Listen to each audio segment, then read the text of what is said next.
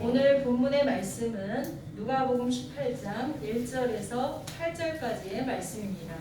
지금 내용을 함께 읽으셔서 알겠지만 불의한 재판장 그리고 억울함을 호소하는 한 여인에 대한 이야기입니다. 하나님은 정의로운 재판관이십니다. 아멘. 믿으십니까? 아멘. 하나님은 정의로운 분이십니다. 아멘. 아멘. 그러나 지금 세상은 어떻습니까? 지금 세상은 정의롭지가 못한 것 같습니다. 아멘. 언뜻 보기에도 불의가 세상을 지배하고 있는 것 같습니다.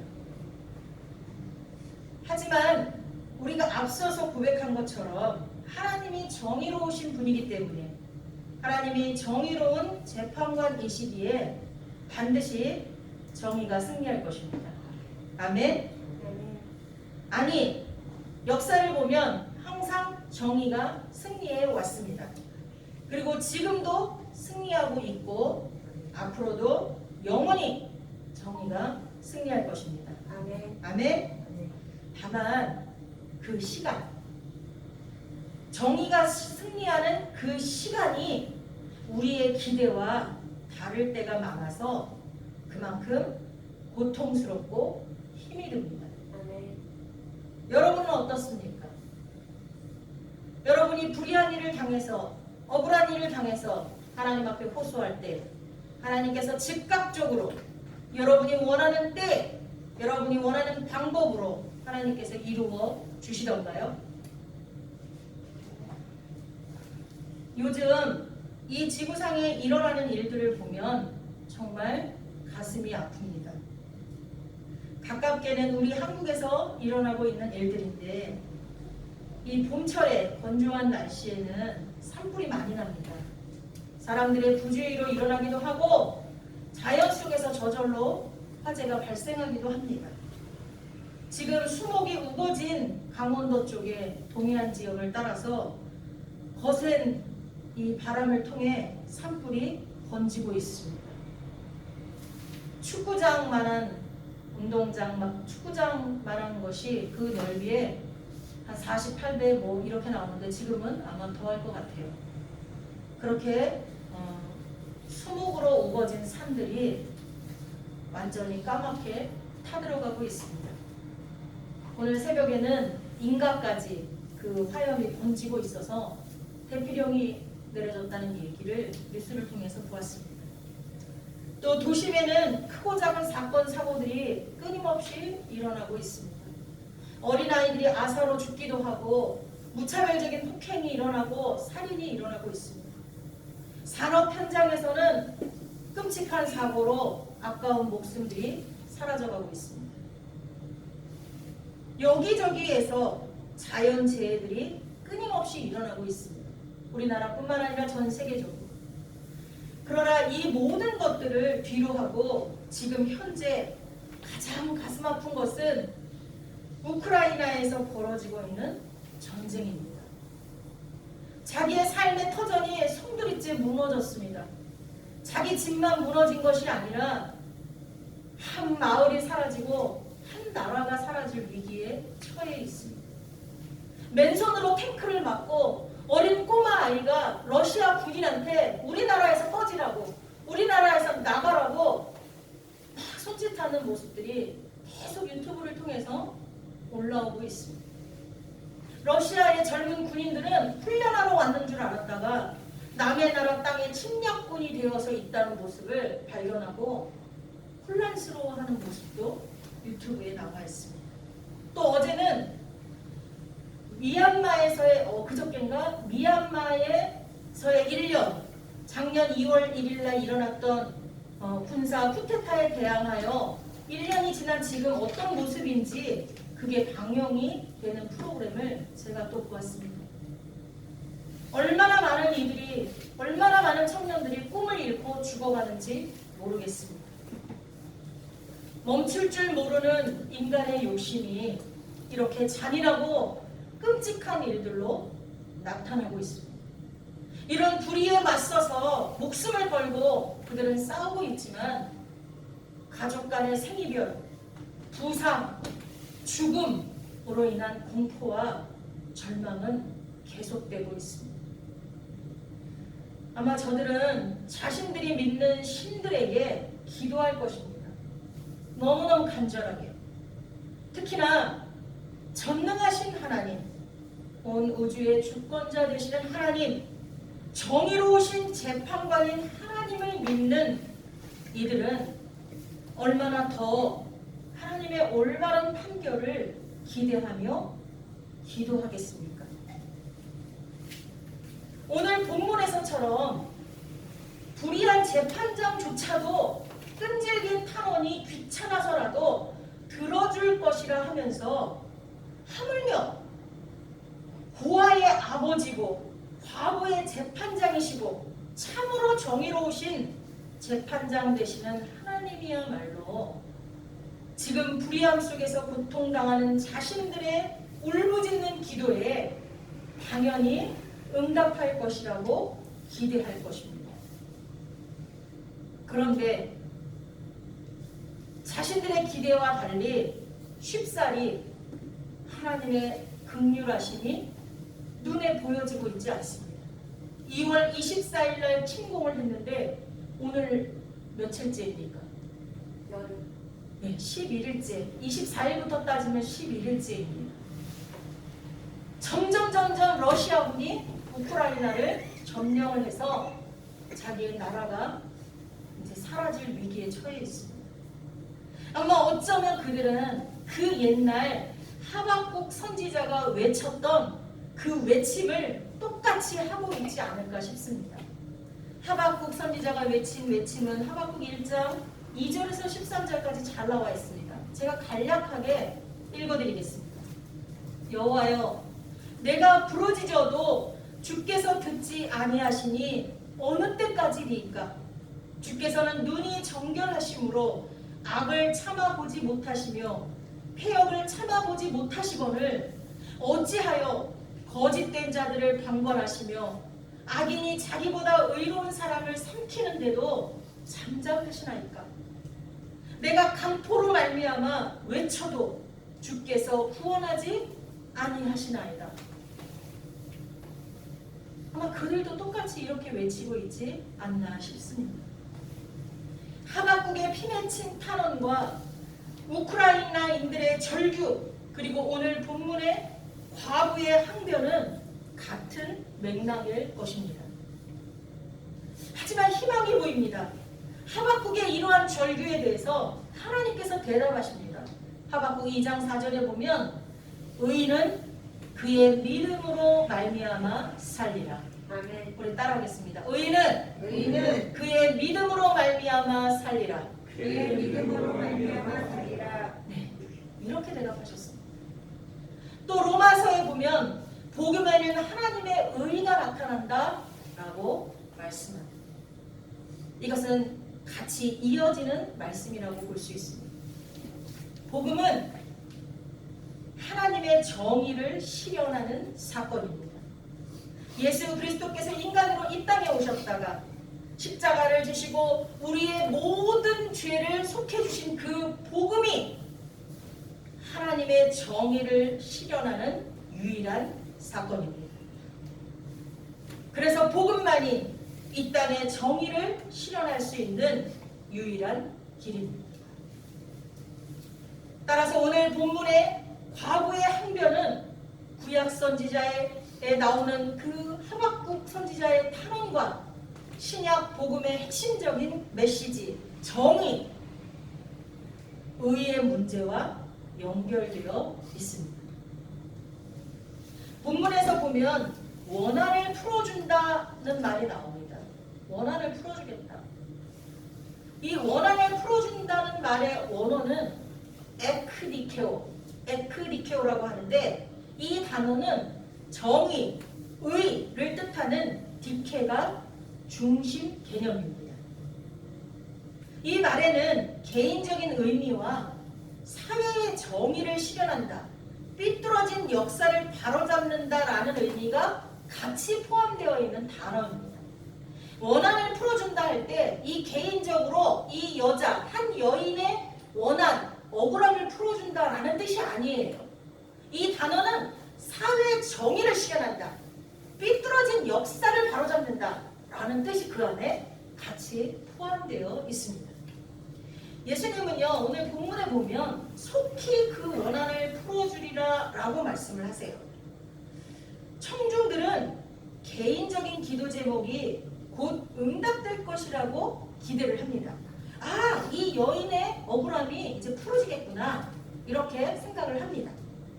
그렇지만 곧이어서 예수님께서 뭐라고 말씀하시냐면 그러나 인자가 올 때 세상에서 믿음을 보겠느냐 이렇게 말씀하세요.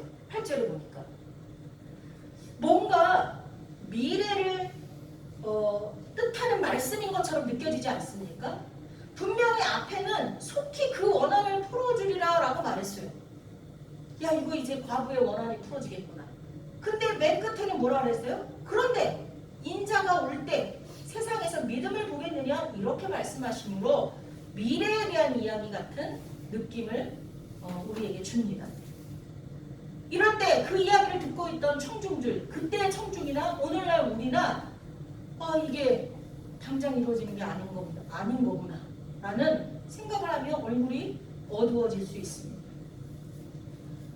본문에도 보면 그 7절에 하물며 하나님께서 그러니까 불의한 재판장도 하도 탄원을 하니까 지겨워서라도 들어주는데 귀찮아질 것 같아서 들어주는데 하물며 하나님께서 그 밤낮 부르짖는 택하신 자들의 원한을 풀어주지 아니하시겠느냐 그들에게 오래 참으시겠느냐 무슨 얘기 오래 참지 않는다 이거예요.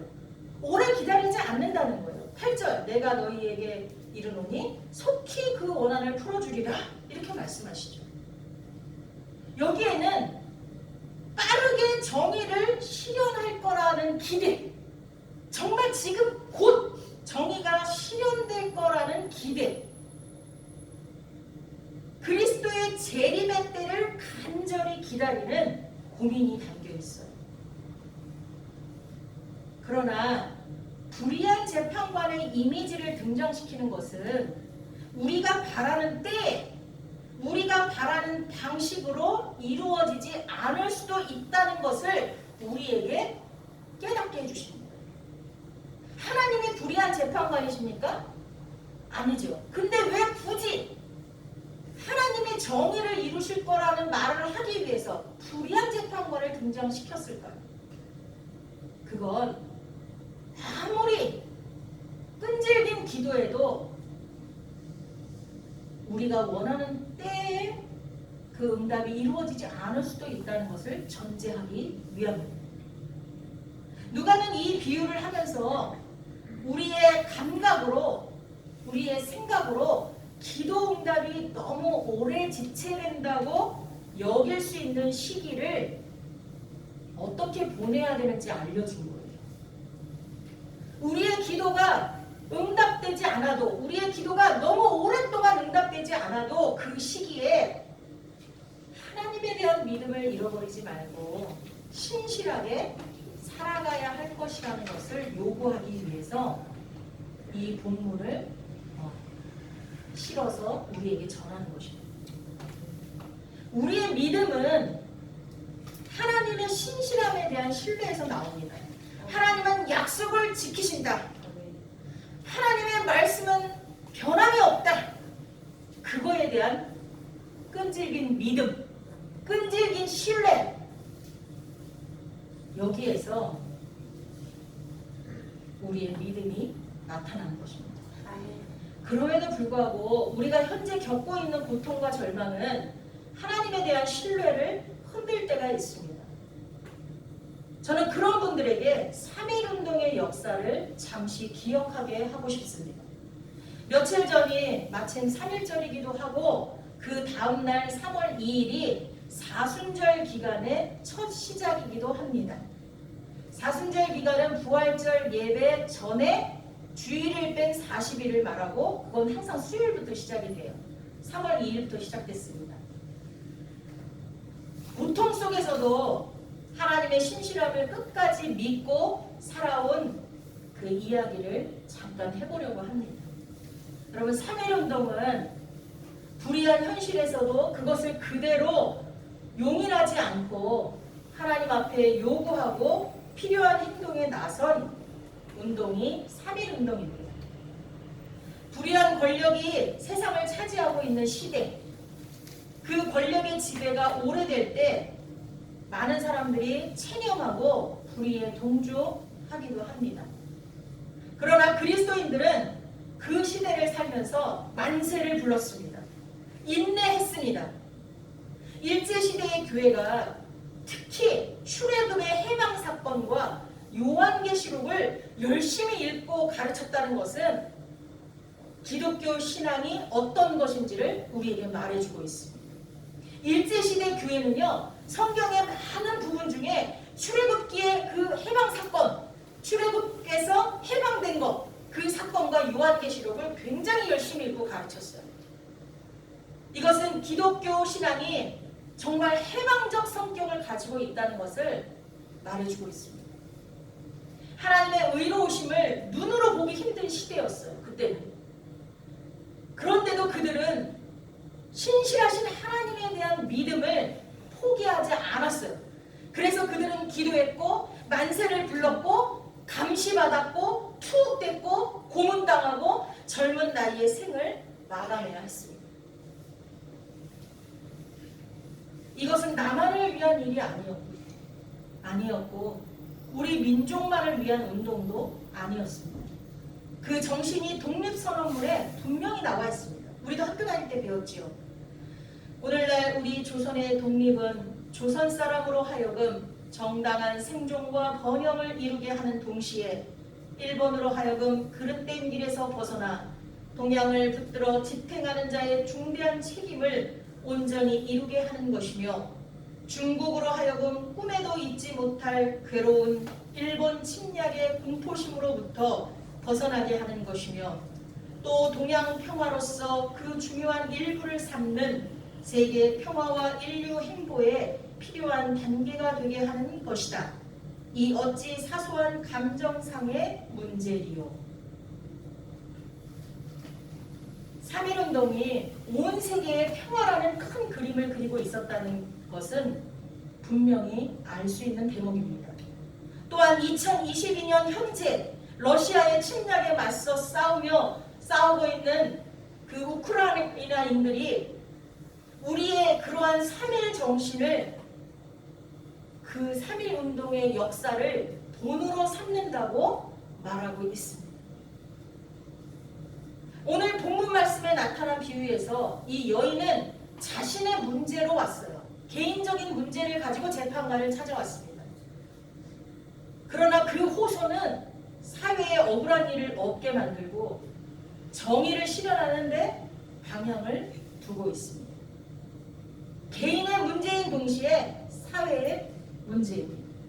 지금 사회적으로 일어나는 모든 문제가 개인의 문제로만 국한되는 게 뭐가 있겠습니까?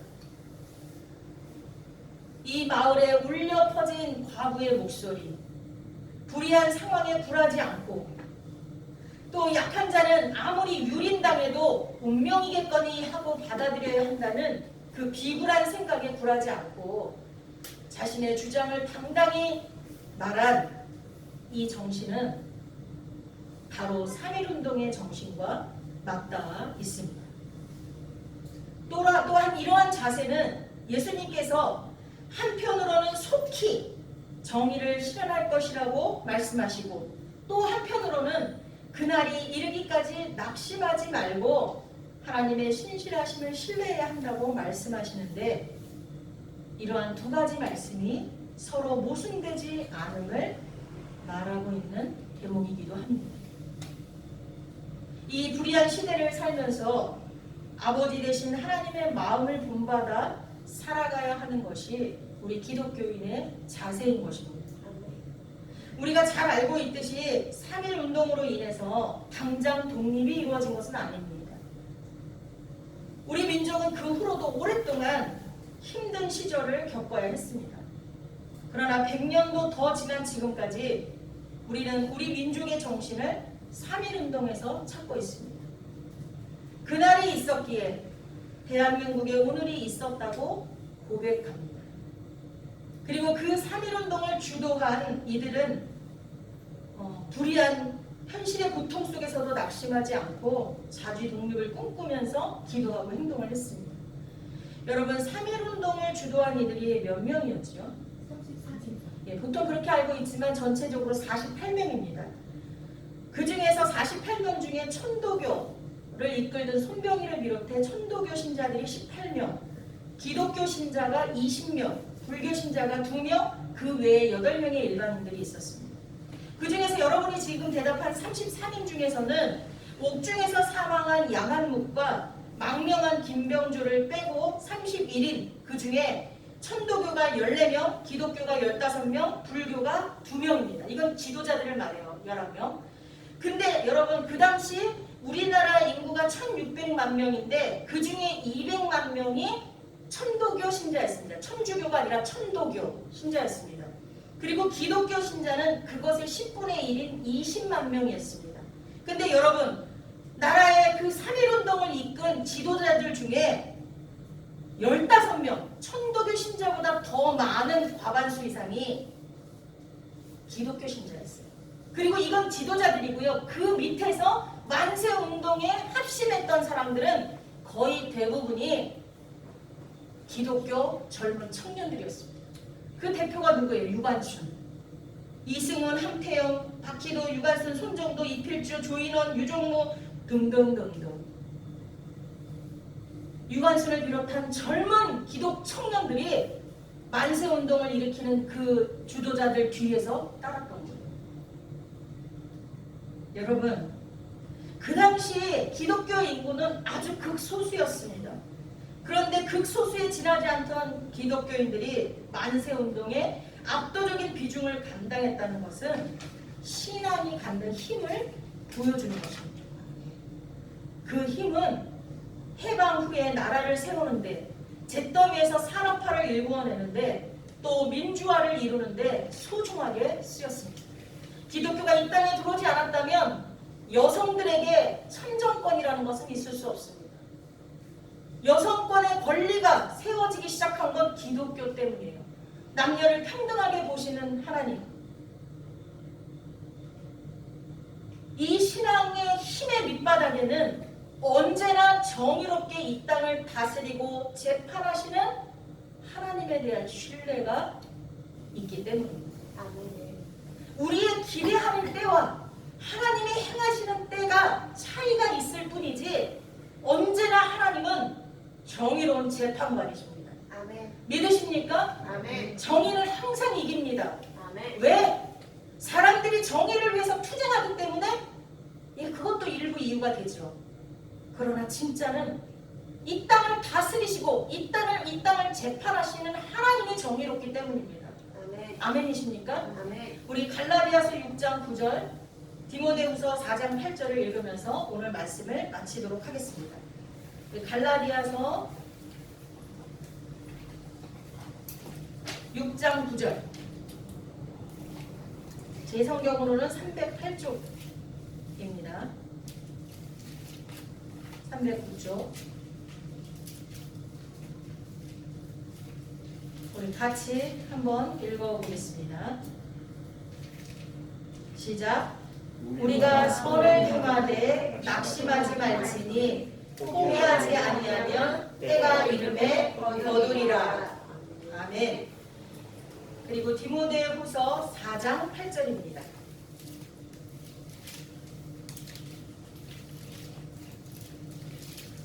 제 성경으로 346쪽.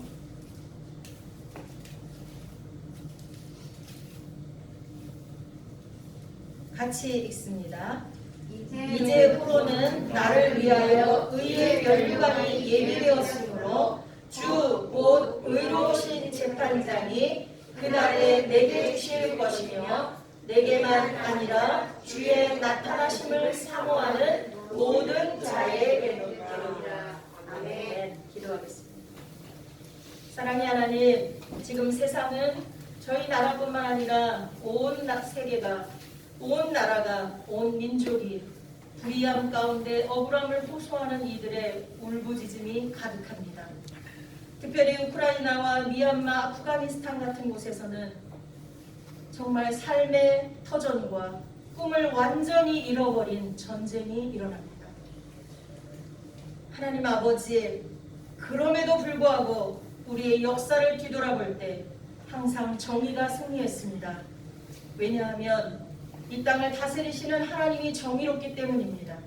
하나님, 그것에 대한 믿음을 우리가 잃지 않게 하여 주옵소서. 아멘. 지금 낙담되고 절망되는 일이 코앞에 있다 할지라도 실망하지 않게 하시고 영원히 정의를 이루어 가시는 하나님에 대한 소망과 믿음을 가지고 지금 내 앞에 있는 선한 일들에 매진하게 하여 주옵소서. 아멘. 하다가 낙심되어도 절망되어도 중단하지 않게 하여 주옵소서. 아멘. 그렇게 달려갈 때 하나님께서 우리에게 의의 면류관을 씌워주실 줄 믿습니다. 아멘. 그것에 대한 소망을 잃지 않는 우리 지성교회 공동체 되게 하시고 저 절망 가운데서 울부짖고 있는 모든 이들의 믿음의 고백이 되게 하여 주옵소서. 아멘. 예수 그리스도의 이름으로 기도하옵나이다. 아멘. 아멘.